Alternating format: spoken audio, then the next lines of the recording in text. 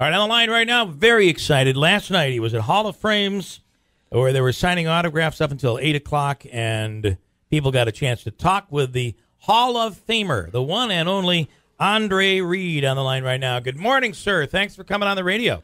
You got it, man. Anytime. We are all, two out of three Bills fans. Almost all of us. Big fans here when it comes to the Buffalo Bills. So the fact that you came to town is awesome. Uh-huh. So, listen, what are you doing these days? So what does Andre Reed do as a Hall of Famer? Yeah, well, he does what he wants to do. I mean, I'm not trying to be facetious about That's that. Good. But, yeah. I have two kids in college, and they're pretty much a priority, trying to keep them on the right track. And, I have my own foundation and my own golf tournament, and I just do a lot of traveling and speaking. And, as a Hall of Famer now, you're in demand a little bit more to a certain point. And, try to get back here to Buffalo as much as I can. And this is where it all started to a certain point. So it's always good to come back here and see the fans, see people, and you don't see that much anymore. And you were you've been in Buffalo this week, and did they get snow this week? Yeah, they did. Oh, yeah. They did. Sure, I live in San Diego, so it's a little rare for me. Yeah. So, I was here. I recall my first year here in 1985. We had minicamp, and they didn't have OTAs and all the stuff that they have now, but we had minicamp in mid-May, and it snowed, and it snowed pretty good. A couple of inches, and I was like, oh boy, it's going to be pretty interesting here playing here. But that turned into 15, 16 good years, so can't complain. So I'm not sure how closely you're following the current team, but what are your assessments of how last year went, and what are we looking forward to this year?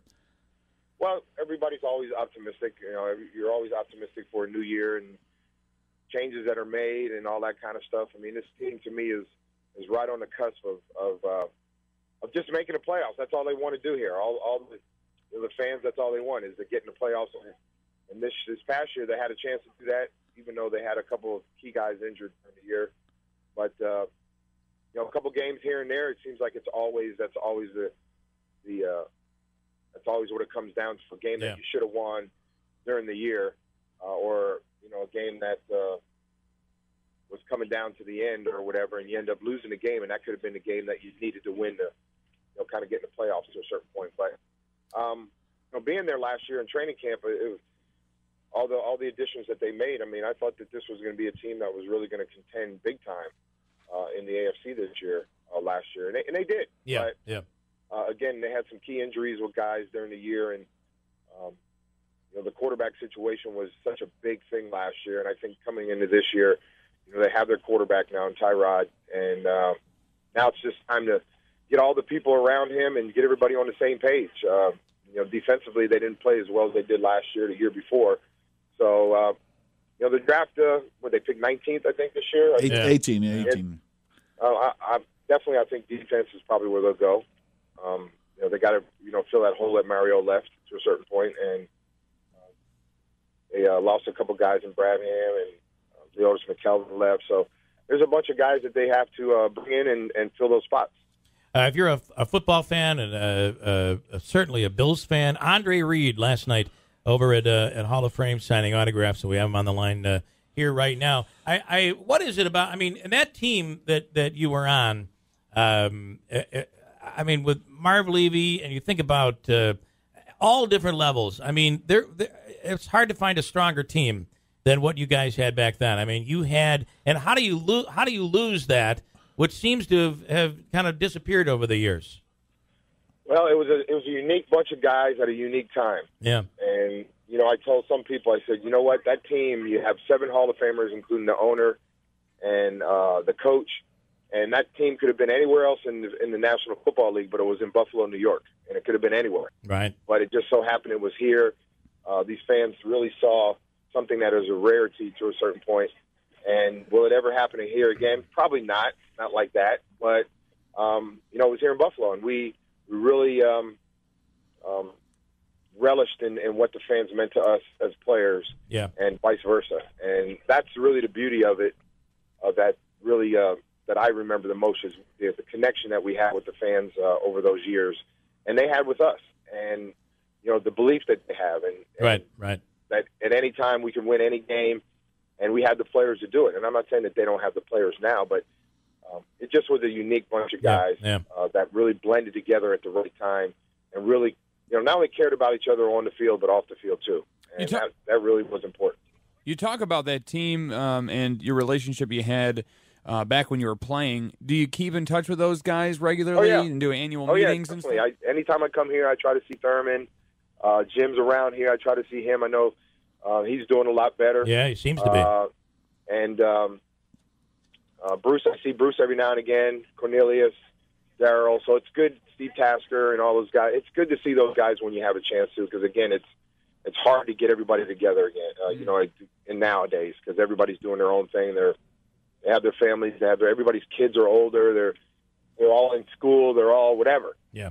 And it's hard to get each other together to just even say hello anymore. But when you do, you really cherish those times. Talking to legendary Hall of Famer from the NFL, from the Buffalo Bills, Andre Reed.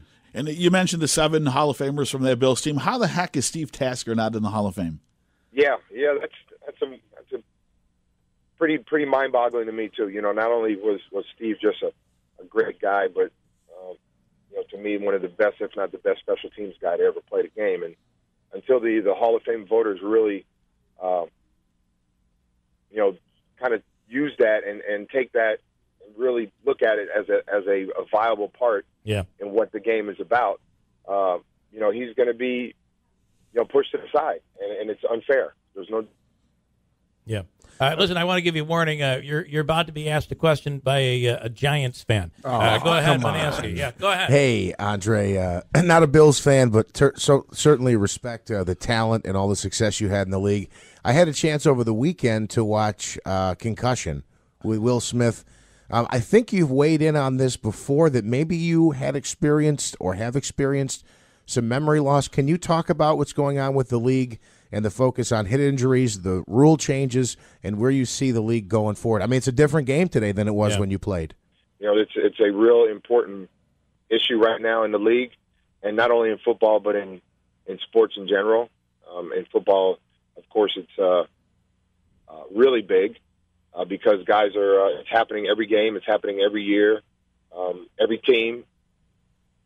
It's a big thing, and it's not going to go away. I think the players now, will it be better? It'll be better now because there's more awareness of it, by the league to a certain point.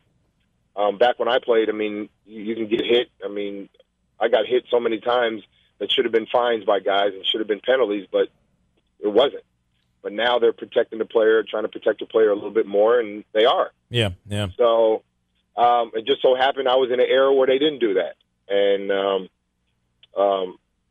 all these players back then, they're developing these symptoms now of what's going, concussion symptoms. Symptoms. So I don't know, man. It's going to be interesting to see how this plays out with the league, with the players, with sports in general, because it isn't just a football thing. Yeah. You're absolutely right. Last question, because we couldn't have you on the air without asking about that special day in 1993, January 3rd, 1993, and the comeback.